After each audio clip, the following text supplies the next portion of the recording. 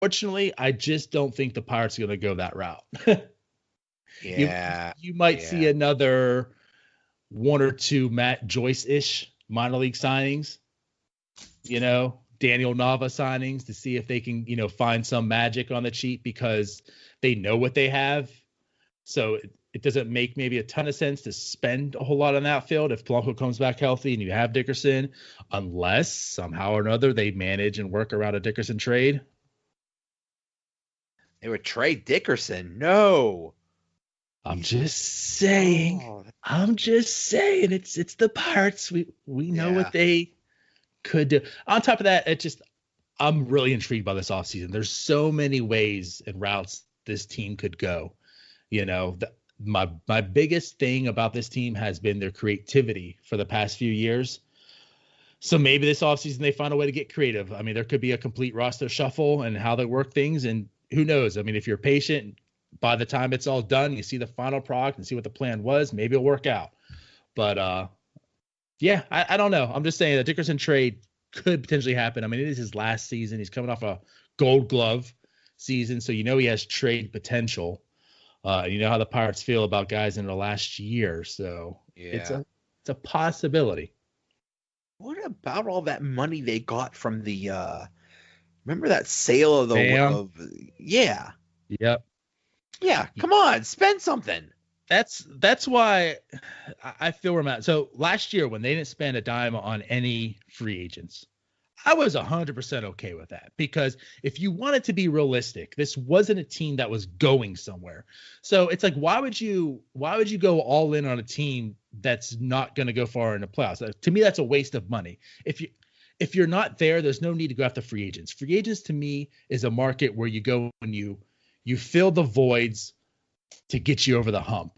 If you're not at a hump, right, if you're looking upwards towards the hump still, you're not there, so why go ahead and get a guy in free agency so when you finally need him, he's 2 years into that deal or such? To me, it's like a waste of money.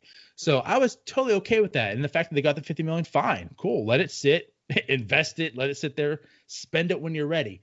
This is when this year's the year that they're ready. They went out and they got Archer. They went out and got Kella. They have that core developing. Say what you will about it, but regardless, now is like when they have the pieces. If they're going to make a move, it's this year and beyond. You're not going to sit on what they have and try to keep going, because then Archer's past his prime. That, you know what I mean? Like, you're going to do it now. So they have that $50 million. They're at a really good spot with their payroll. There's not any really bad contract. There's not any long-term deals. Like the most expensive players are like Cervelli, who could also potentially be traded, and Nova, who's also in his last deal. So, they have longevity. They can get a long-term contract. They have that 50 million extra. So they could spend money. Could they spend $20 to $25 million this offseason? I absolutely believe they have that ability. It's the will. It's right.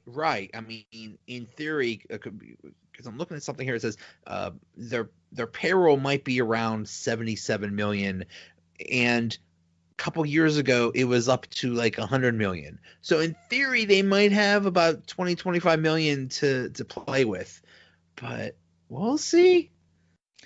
Yeah. We'll see.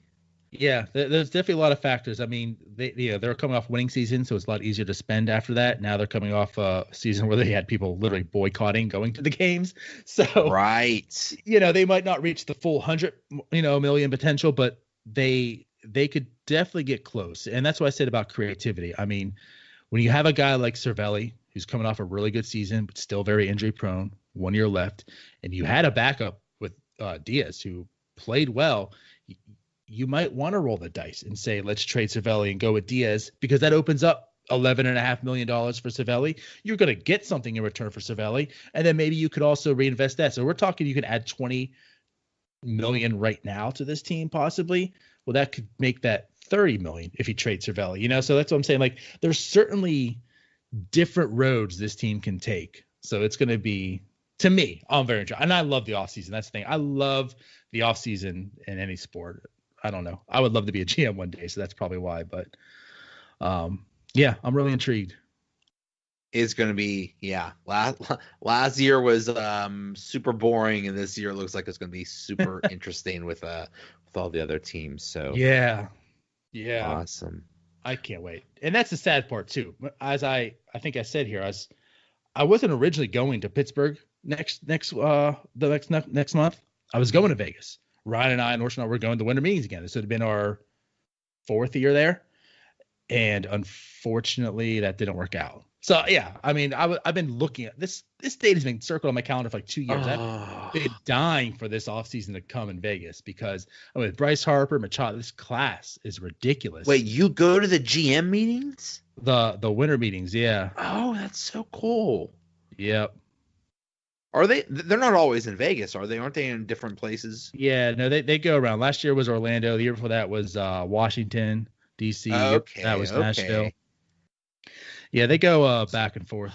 So yeah, have you been to Vegas before? I've been there before. Yes, that's actually, long story short, that's also where I proposed.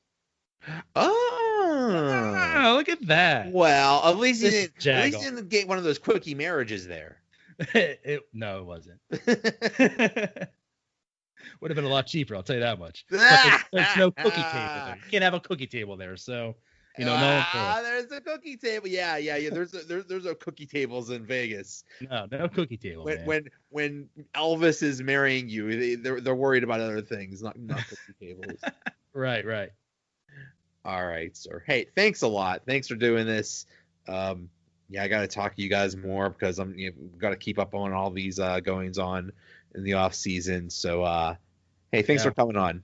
Of course. Thanks for having me, Joe. Again, you take it easy. You too. All right, this week the world in general lost Stan Lee. He died at age 95, and I was surprised to find out that not everybody knows who he is or what he represents. So with me to talk about it is Dan Greenwald. He is host of the Comic Book Pitt podcast, and he is at Dan Greenwald on Twitter. How you doing, sir? I'm doing well. Thanks for having me on. Thanks for coming on. So, okay, what does Stan Lee mean to the comic book world and the movie world, really, in general? Well, I guess to get the big elephant in the room out of the way first, Stan Lee. Without Stan Lee, there is no Marvel Comics as we know it. The movies, the characters, they don't exist without Stan Lee. So it's that's not just that's not exaggeration. That is just sheer fact. There's but that being said,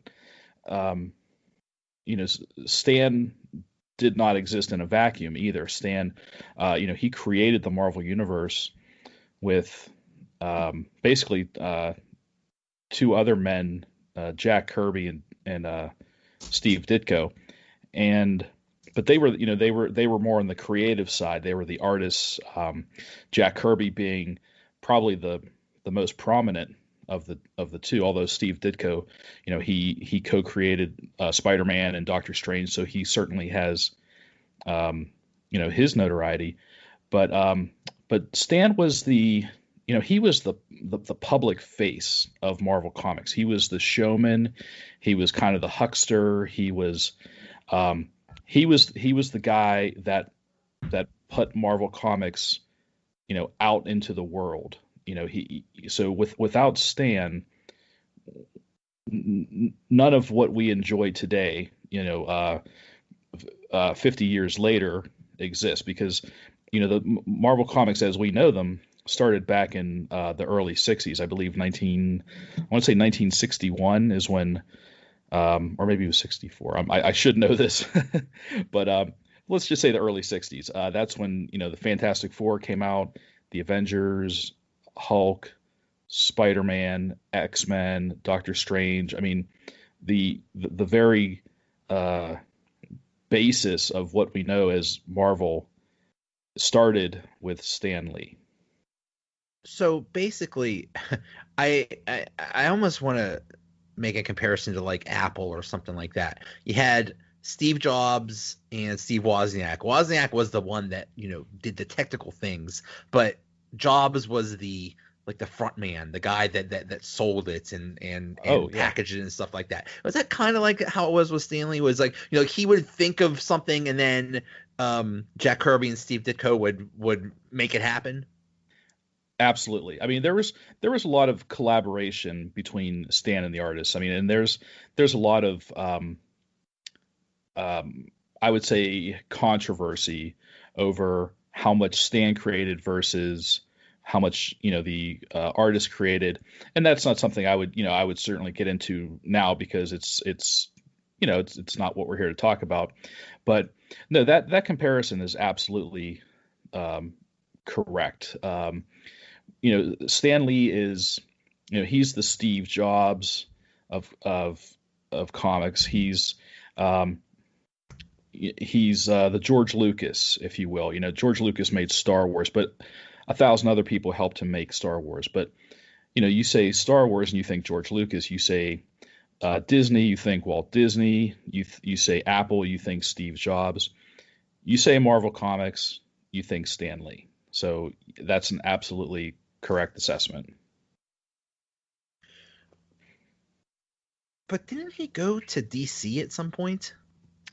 So what he did was, Stan, after a certain point, after he really kickstarted Marvel in the 60s, it's kind of funny because he basically, his entire career until the day he died, it really only has about a 10-year span of him actually working in comics. So he started out as a writer and then became an editor and then the editor-in-chief of, and then sometime in the late 60s, early 70s, he got away from the creative side and went more towards the marketing side, or the getting Marvel into Hollywood, getting doing speaking engagements on college campuses. So eventually Stan becomes as he gets older, he actually becomes estranged from Marvel at a certain point, but he comes back and they give him this title. It's chairman emeritus. I believe. Mm-hmm. I think that's how you say it. I think it's emeritus, but I'm not emeritus. Sure. No, you're right. Emeritus. I couldn't think of how to say it, but you're right. Chairman emeritus. Whereas Stan Lee is, he is forever the face of Marvel. He is the diplomat, if you will. He is, he's always going to be promoting Marvel Comics. That never changed. But Stan also, had his own endeavors. He had Stan Lee Entertainment.